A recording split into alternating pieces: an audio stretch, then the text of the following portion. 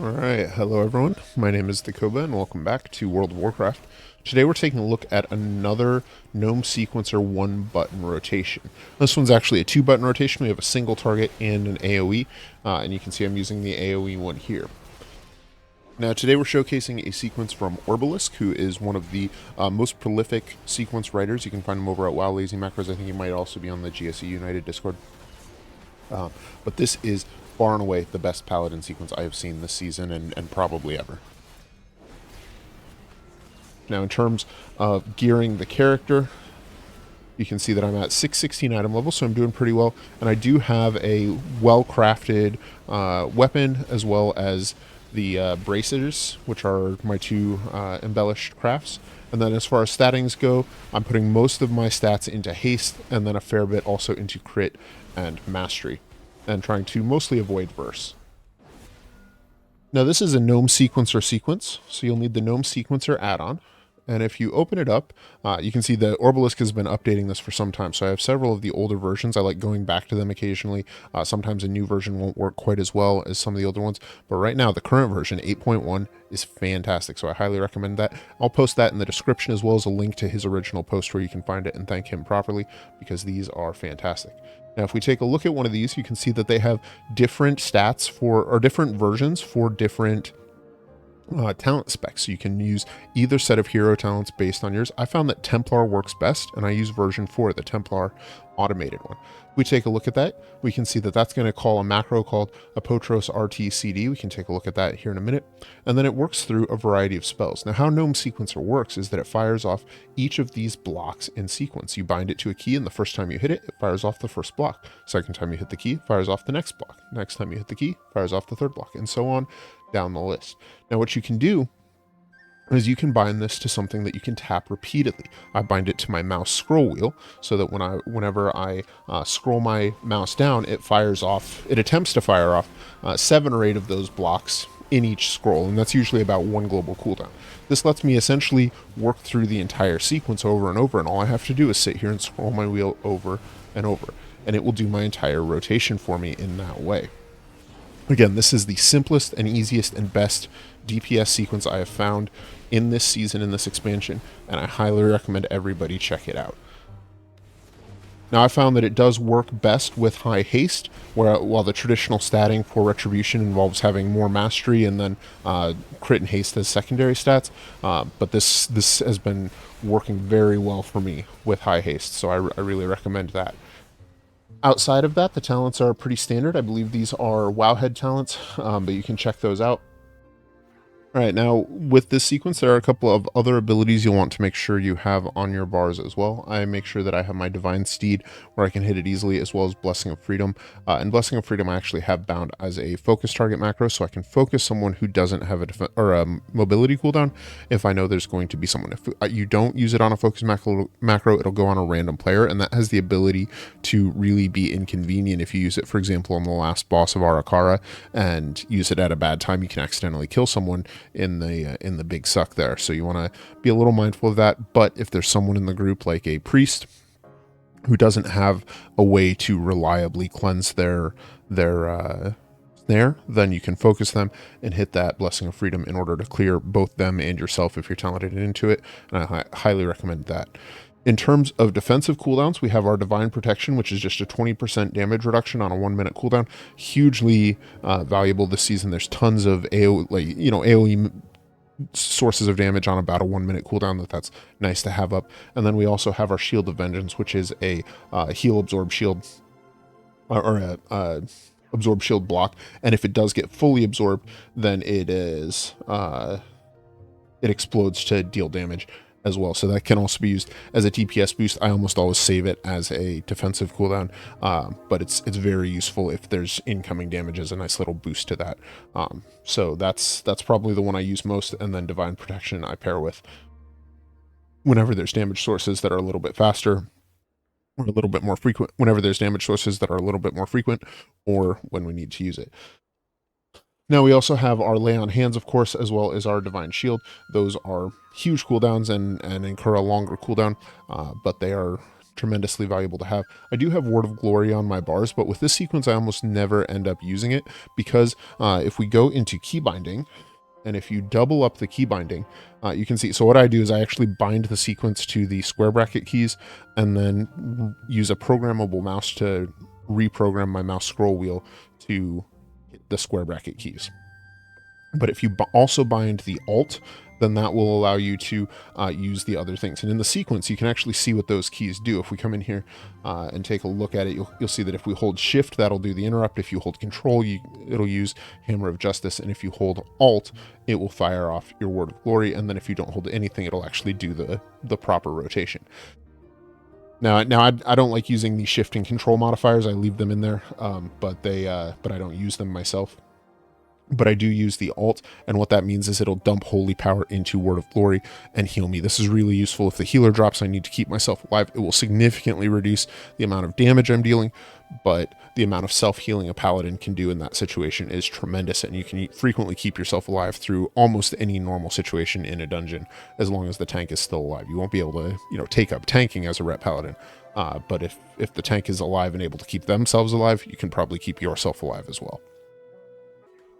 And then, of course, I've got my healing potion, which I'm out of at the moment, my combat potion, and then Cave Dweller's Delight if I need an additional heal. This is a combat potion, but it works very well and does not incur the cooldown with normal healing potions. And then Health Stones if they're available. And then my Blinding Light. This is my AoE stun, and you can see when we get into the dungeon that I use this a couple of times to clear the orbs for the weekly affix. Otherwise, you can just hit it normally to sort of do a mass interrupt on the group. And then Blessing of Sacrifice, of course, is a huge external defensive cooldown, and that's very valuable if you know that your tank is going to be taking a big amount of damage and you want to help mitigate that somewhat. You do take a portion of the damage, so you need to be a little more careful with it, but it's great. And then Cleanse Toxins for removing poison and disease effects, and there's a number of those this season that are very important. There's also an affix that this will clear, which makes it tremendously valuable.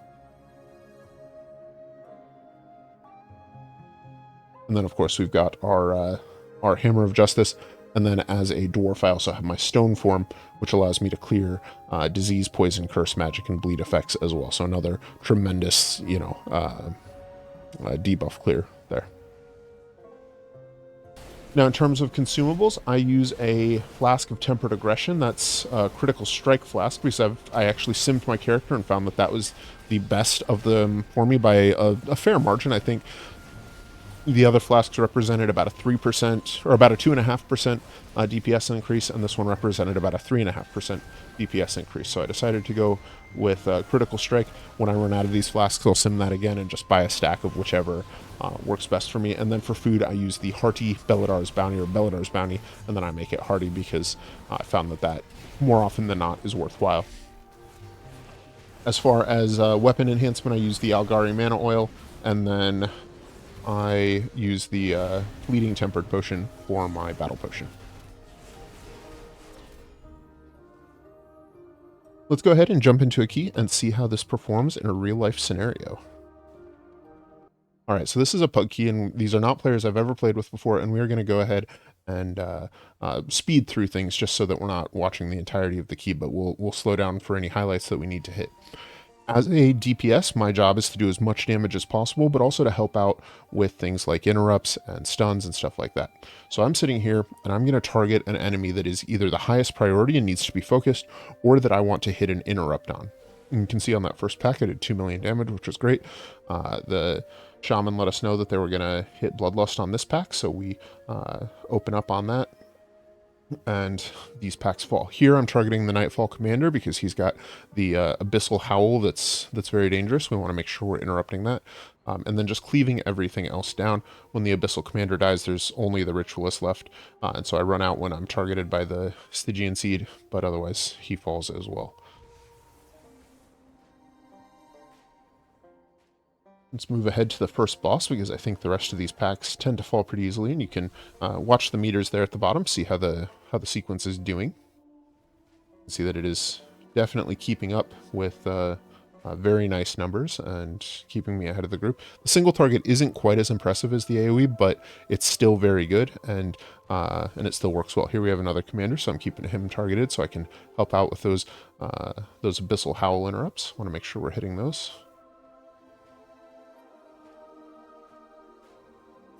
Then I just walk off the edge there because I'm very good at this game. Alright, and we pull the boss and start working on it. Now in this case we have a relatively melee heavy group, so things get a little hairy with some of these abyssal beams, but we manage it just fine. And I always set my flight speed to just the classic flight speed, or flight style in Dawnbreaker, because I find that it's much easier than having to do dragon riding to get around. It's a little bit slower, but you have the ability to stop and hover if your tank isn't there, and I find that that's almost always worth it. So we down this boss, and everything goes very smoothly. We head on over to there. The tank signals where they want to land. So we land and start working on the church. Go ahead and move ahead. And again, everything goes very smoothly. Damage is just fantastic. We're clearing things up. And this is just a very solid group. This was only a 6 key, but I imagine this group would have been fine in 7, 8, or even a 9 key. 10 might have been a little hairy, just with some places where the damage got a little intense. The incoming damage got a little intense, but everybody was on the same page in doing this stuff. We managed to kill these adds. When we face the that second add there at the house, you want to make sure you use a defensive when they use their AoE, because that's the most dangerous part of that, especially on a fortified week, which this one was on. And here, of course, we have the giant ball of shadow, so we want to make sure we're baiting that down the hallway. We weren't targeted that time, but we always want to be doing the mechanics just in case we're up next. Same here, we're not targeted, but we want to be in position until the orb appears, then jump out of the way.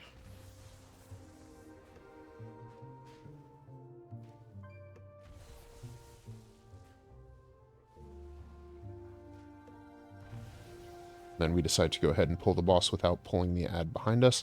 That time we did get targeted by the orb, so we aim it down the road and keep working. When the ads come out, we switch to those and AoE them down. Now, that's one of the nice things about the sequence is by having 2 keys, I can very quickly swap between them. I have my single target bound to mouse wheel up, my AoE bound to mouse wheel down. So I'm mostly just rolling my mouse wheel in one direction in order to work through the rotation here. When the AoE sequence is required, I then switch to rolling my mouse wheel down so that we can cleave down those ads quickly. Then need to clear a little bit more trash in order to make up the percentage difference that we need to make up. So we work through that very easily. Again, just watching, helping out with interrupts wherever I can. This is the one where the orbs come down, so I'm watching those. I'm watching those to use my blinding light as a way to clear those. Blinding light won't kill all of them. It's got a more limited range, but it can get a decent chunk of them usually. Fortunately, the group is doing a great job covering those, so I haven't needed to do that very much. And then, of course, have my stun, my Hammer of Justice on the side there as well, if we need to call on that. Work through the last set of trash. You can see I had my mouse hovering over the blinding light. I did end up using it on that last set of orbs there, just because I knew that there was a chance that I would need to use it, and it turns out that there were a couple left right at the end, and so I was able to clear those up. Final boss comes in. As a melee DPS, we are responsible for helping out with the bombs on this one, so we wait for those to come out with the explosive spray, grab one of those and run back in, use a Divine Steed for that. We get targeted by the wave of poison, so move that out to the side. And then I went ahead and used an interrupt in order to hit one of those stuns, and I messed that one up, I think. So I comment to the group, my bad, who was watching the bomb. And we fortunately managed to not wipe there, which was great. Always good when the group is patient and covers your mistake.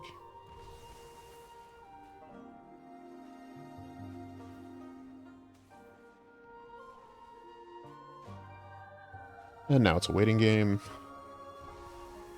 And Rashanan comes back on down. And we finish out the fight. Things go pretty easy from here. I wasn't prepared to run the spider web out. I should have been better about that. But fortunately, it ended up not mattering. I was able to clear the other side, so we were able to get a little bit more space there. And Rashanan falls. We ended up +2ing the key, and overall damage was 1.32 million in the group, top DPS by a fair margin. And so this is a really fantastic sequence. I highly recommend checking it out. So I highly recommend that if you are playing a Ret Paladin and are interested in trying out a sequence like this, you take a look at Orbalisk's sequence. I'll post it in the description below for posterity, but again, I'll post the link to his original posting location, and all credit to him. This is a fantastic sequence. I had been playing around with making my own Ret sequences, and then as part of the research for that, I check out some of the other ones that are available, and this one was just so far above, head and shoulders above anything else. I highly recommend checking it out. Thanks again for watching. I hope you guys have found this useful. Leave a like if you haven't, subscribe if you'd like to see more. My name is Dakoba, and I hope you have an epic day.